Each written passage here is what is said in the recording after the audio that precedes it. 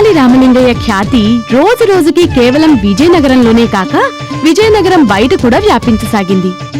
శ్రీకృష్ణదేవరాయలు వారి కొలువులో తెనాలి రామలింగయ్య అనే అసాధారణమైన తెలివిగల వ్యక్తి ఒకడు ఉన్నాడు అన్న సంగతి తెలుసుకుని ఒక పండితుడు తెనాలి రామలింగయ్యతో పోటీ పడడానికి విజయనగరం వచ్చాడు.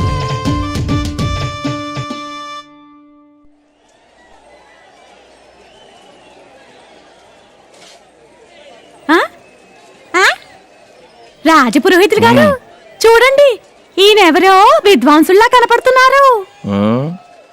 సరే అయితే అవనివ్వయ్యా, మనకేమిటంట?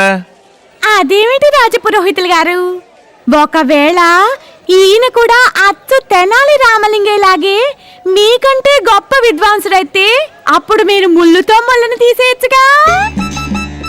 ముల్లా? అవును, తెనాలి రామలింగన్ని ఓడించాలంటే ఎవరైనా విద్వాంసుడే కావాలి కదా.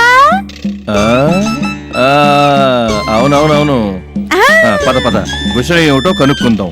పదండి పదండి. అయ్యా మహాశయ, నమస్కారం. నమస్కారం అండి. మీ పరిచయం సెలవివ్వండి. ఈ నగరానికి మీరు కొత్తలా ఉన్నారు? అవును, నేను ఇక్కడికి మొదటిసారి వచ్చాను. అలాగా, ఏం చేస్తూ ఉంటారు మీరు? అవన్నీ చెబుతాను నేను, కాని ముందు నాకు ఈ విషయం చెప్పండి. ఈ తెనాలి రామలింగయ్య ఎవరు?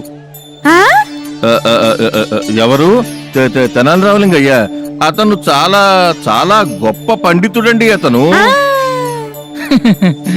అయ్యా, నేను కూడా పండితుడినే, గొప్ప పండితుడినే. కాని ఆ తెనాలి రామయ్య ఏం చేస్తుంటాడు? అయ్యా, ఏం చెప్పేది తెనాలి రామయ్య గురించి? మహారాజు గారి చుట్టూ తిరుగుతూ ఉంటాడు అంతే. అలాగే అక్కడికక్కడే 2-3 ఉపాయాలు పడుతూ ఉంటాడు. ఆ తర్వాత మహారాజు అది పొగుడుతూనే ఉంటారు. పైగా ఏమంటారు, పండితుడట. అయితే సరే, నేను అతని సంగతేమిటో తేల్చేస్తాను. మీరు నన్ను కేవలం మీ రాజ్యసభలోకి తీసుకువెళ్లే ఏర్పాటు చేయండి. తప్పకుండా రాజపురోహితులు గారు. అలాగే అలాగే.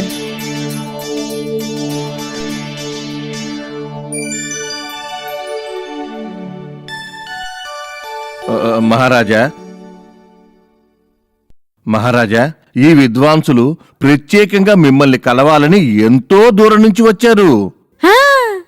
వందనాలు మహారాజా. మహారాజా, ఈ పండితులకి 15 భాషలు పూర్తిగా శుద్ధంగా వచ్చును. వాటిలో మాట్లాడతారు కూడాను.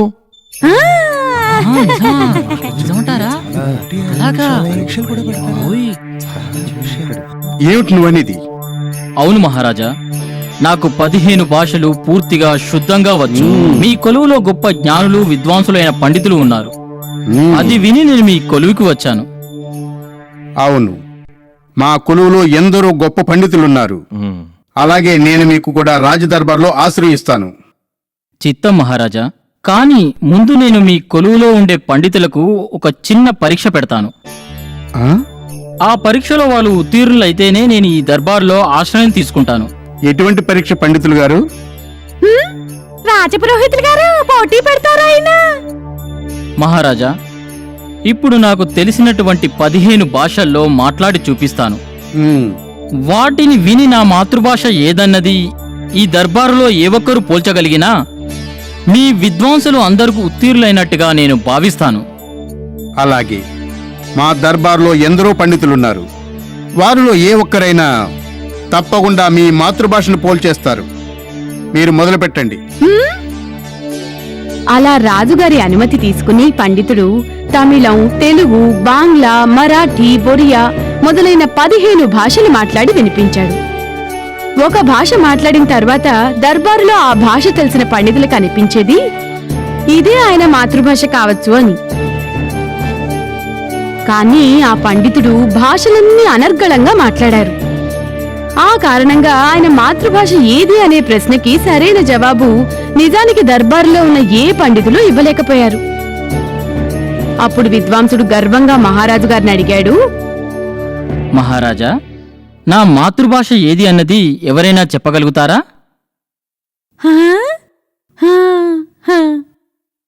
అది విని రాజుగారు అందరి వంక తీక్షణమైన చూపులతో చూశారు.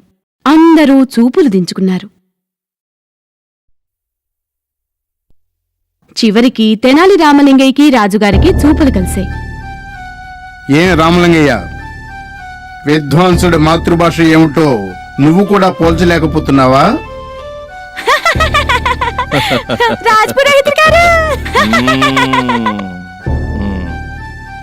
అదేమీ లేదు మహారాజా. ఈ మహాశయులు గొప్ప విద్వాంసులు. ఈయన మాతృభాష తెలుసుకోవాలంటే ఇంకాస్త సమయం ఈయన సహవాసంలో గడపాలి. రామలింగయ్య గారు, ఆ సమయము నా సహవాసము నేను మీకు తప్పకుండా ఇస్తాను. రండి, మనం ఇద్దరం ఈ విజయనగరంలో తిరగడానికి వెళదాం. అబ్బే, అలా మీకు నా సహవాసము లభిస్తుంది, నేను కూడా విజయనగరం చూడగలుగుతాను. తప్పకుండా. కాని మహారాజా, ఆ? నాదొక మనవి. మీరు కూడా వెంట వస్తే. అలాగే, పదండి, మీతో పాటు నేను కూడా వస్తాను. ఆ తరువాత మహారాజు, రామలింగయ్య, ఆ విద్వాంసుడు రోజంతా విజయనగరంలో తిరుగుతున్నారు. చర్చ జరుగుతున్నప్పుడు పండితుడు ప్రతి వాక్యం తర్వాత వేరువేరు భాషల్లో మాట్లాడేవారు.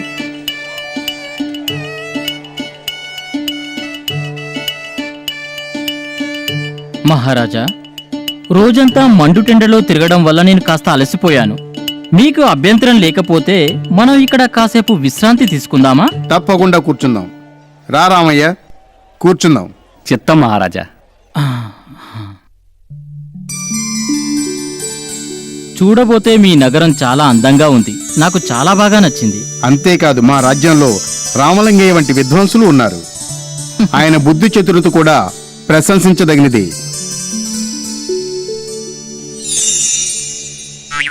ఓ మా మరిగా ఏమైంది? చూడండి మహారాజా, మీ విద్వాంసుడు తెనాలి రామయ్య నా కాలిలో ముళ్ళు గుచ్చేశాడు. చూడండి చూడండి, ఎంత రక్తం వస్తుందో. ఇంత గొప్ప పండితుడు ఇటువంటి నిజమైన పని చేయడమా? ఇదేం బాలేదు.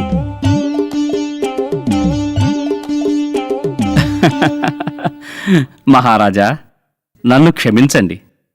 కానీ ఈ పండిత మహాశయుని మాతృభాష ఏమిటంటే గుజరాతీ. అదెలా? అది ఎలా?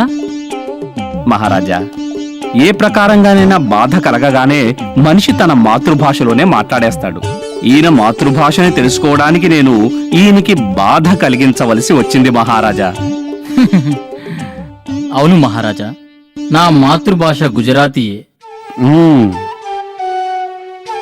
భలే తెనాలి రామయ్య, మీరు నిజంగానే చాలా తెలివిగలవారు. మీ బుద్ధి చాతుర్యాల ముందు నేను తలదించుకుంటున్నాను. నమస్కారం.